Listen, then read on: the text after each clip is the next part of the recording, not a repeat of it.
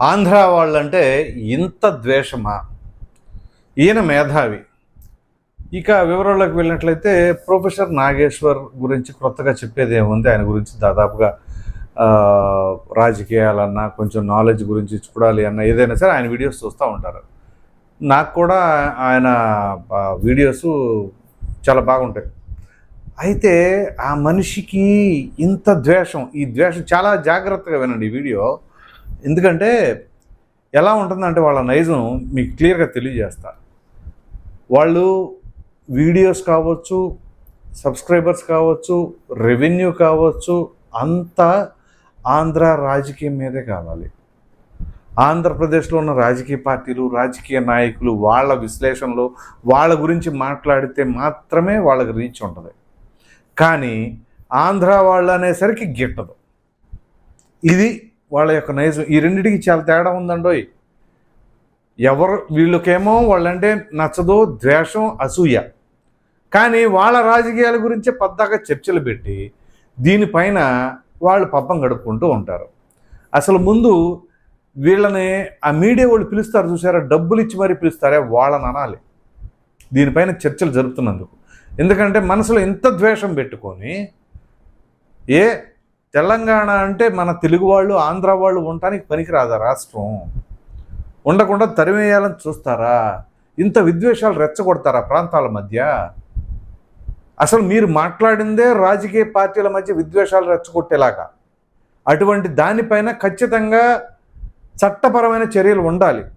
సరే, పోదాంలే హుందాగా అని చెప్పేసి డిప్యూటీ సీఎం పవన్ కళ్యాణ్ గారు కూడా దానిపైన లైట్గా తీసుకొని ఉంటే, దీనిపైన ప్రెస్ క్లబ్బుల్లో ప్రెస్ మీట్లు పెట్టించి కొంతమంది జర్నలిస్టుల చేత చెత్తగా మాట్లాడిస్తారా?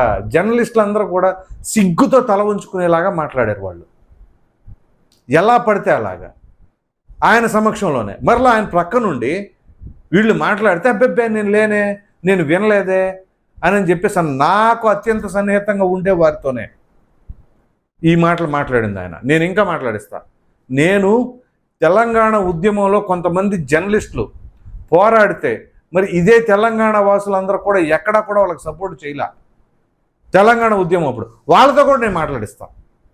వాళ్ళ విషయంలో ఎందుకు మాట్లాడాల?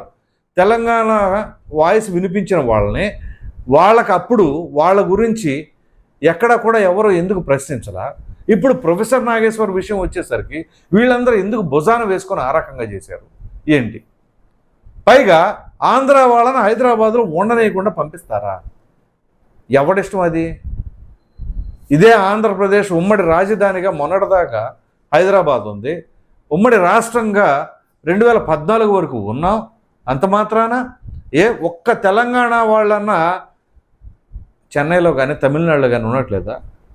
ఇదే చెన్నై అంతకుముందు మనకి క్యాపిటల్ కాదా? ఉమ్మడి రాష్ట్రంగా ఉన్నప్పుడు అప్పుడు ఉమ్మడి ఆంధ్రప్రదేశ్, అటు ఈ తమిళనాడు కూడా కలిసే ఉన్నాం కదా. ఎవరు ఉండట్లేదా? లేదా తెలంగాణ వాళ్ళు కేవలం ఒక్క తెలంగాణలో మాత్రమే ఉంటున్నారు, విదేశాలు కానీ పొరుగు రాష్ట్రాలు కానీ ఎక్కడికి వెళ్ళట్లేదా? పోనీ రాజకీయాలు ఏమి చేయట్లేదా? మొన్నటిదాకా ముఖ్యమంత్రిగా చేసిన కేసీఆర్ ఇదే ఆంధ్రోళ పట్ల ఆయన ద్వేషాన్ని నింపుకొని పరిపాలించాడు.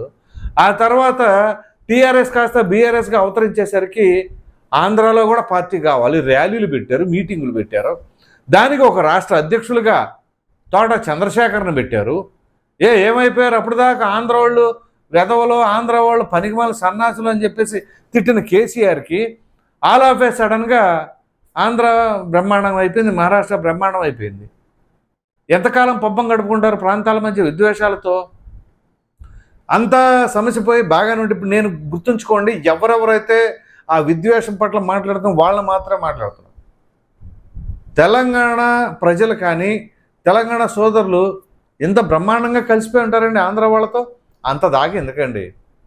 మా వియ్యంకులు తెలంగాణ వాళ్ళే. మేము ఒకరికొకరు పిల్లల్ని ఇచ్చుకున్నారు, బాగానే ఉంటున్నారు, మీకెందుకు ఈ విద్వేషాలన్నీ కూడా? ఎక్కడో మీరు మాట్లాడిన మాట కవర్ చేసుకోవడం కోసం దానిని తీసుకొచ్చి నన్ను సోషల్ మీడియాలో ట్రోల్ చేస్తున్నారు అని ఎంత బాధ్యత ఉండాలని మాట్లాడేటప్పుడు మీడియా ముఖంగా మరలా ఇంకా వాళ్ళని వీళ్ళని జర్నలిస్టులు అని చెప్పేసి వాళ్ళని తీసుకొచ్చి తిట్టిస్తారా? ఇప్పుడు సరిపోయిందా? ఇదే జనసేన పార్టీకి సంబంధించిన నాయకులు పవన్ కళ్యాణ్ గారికి అభిమానులు తిరిగి కౌంటర్లు వేస్తున్నారుగా. ఇదే తెలంగాణ వాదులు, తెలంగాణ జనసేన పార్టీకి సంబంధించిన వాళ్ళు. ఇప్పుడు చెప్పండి వాళ్ళకి సమాధానం. ఆంధ్రోళ్ళు అంటున్నారు కదా, వాళ్ళకి చెప్పండి సమాధానం. ఇప్పుడు అంతెందుకు, రాష్ట్రంలో తెలంగాణ రాష్ట్రంలో కాంగ్రెస్ పార్టీ అధికారంలో ఉంది. కాంగ్రెస్ పార్టీ మూలాలు ఎక్కడవి అది చెప్పండి. పోనీ ఎక్కడ వాళ్ళు వచ్చి ఇక్కడ పరిపాలిస్తున్నారు ఏంటి అని ఎలా పడితే అలాగే ఎక్కడ పడితే అక్కడ మాట్లాడుతామా? సో ఇప్పుడు మరి ఇదే ఆంధ్ర మూలాలన్న అన్న నందమూరి తారక రామారావు గారి గురించి మాట్లాడండి ఎవరైనా సరే. ఆయన స్వర్గీయ అన్నగారు మొన్ననే ఆయన జయంతి జరిగింది. ఇదే హైదరాబాద్ నడిబొడ్డులో అమీర్పేటలో ఆయన విగ్రహావిష్కరణ కార్యక్రమం జరిగింది. ఆయన కూడా ఆంధ్రోడేగా, మరి ఆ విగ్రహం అక్కడ ఎందుకు పెట్టించారు? మాట్లాడిన దాని గురించి అంత గట్స్ ఉన్నాయా? అన్నగారి గురించి ఎవరికైనా సరే నోరెత్తగలిగే గట్స్ ఉన్నాయా? ఇక్కడే కాదు, తెలంగాణ వ్యాప్తంగా అన్నగారి విగ్రహాలు ప్రతి చోట వెలిశాయి. అది వాళ్ళ యొక్క కృతజ్ఞత, అది తెలంగాణ ప్రజల యొక్క గౌరవం, ఆ గుర్తింపు. ఎందుకంటే నా తెలంగాణ, నా తెలుగు రాష్ట్రం అని చెప్పేసి అన్నగారు ఆ రకంగా తెలంగాణని ఆంధ్రప్రదేశ్, అప్పుడు ఉమ్మడి ఆంధ్రప్రదేశ్ ఎంతోమంది యువకులు ఉంటే వాళ్ళని నాయకులుగా తీర్చిదిద్దారు. అదే కదా రేవంత్ రెడ్డి గారు కూడా అన్నదే.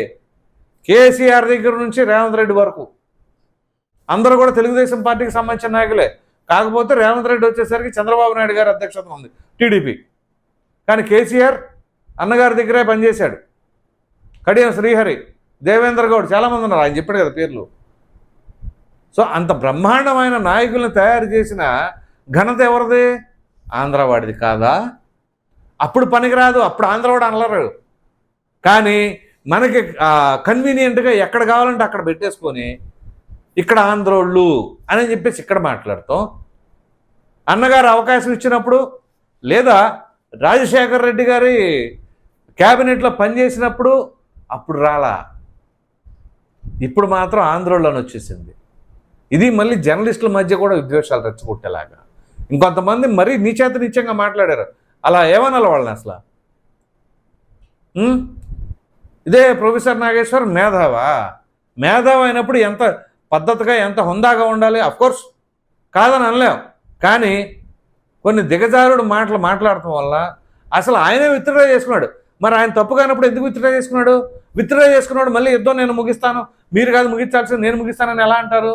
అంటే కొనసాగించడం అనాలా? ముందు ఉపసంహరించుకోకుండా ఉండాలి కదా. నేను ఎందుకు ఉపసంహరించుకుంటాను? నేను మాట్లాడిన దాంట్లో తప్పు లేదని నిలబడొచ్చుగా. నిలబడకుండా ఉపసంహరించుకున్నాడంటే ఆయన మాట్లాడిన తప్పని ఆయనే ఒప్పుకున్నాడు. ఆయన ఒప్పుకున్న తర్వాత ఈ జర్నలిస్టులందరూ కలిసి ప్రెస్ క్లబ్లో ప్రెస్ మీట్లు పెట్టి మరలా ఇంకా వీళ్ళని వేసేస్తామని చెప్పేసి అంటున్నారంటే వాళ్ళ అమాయకత్వం లాగా ఉంది అది.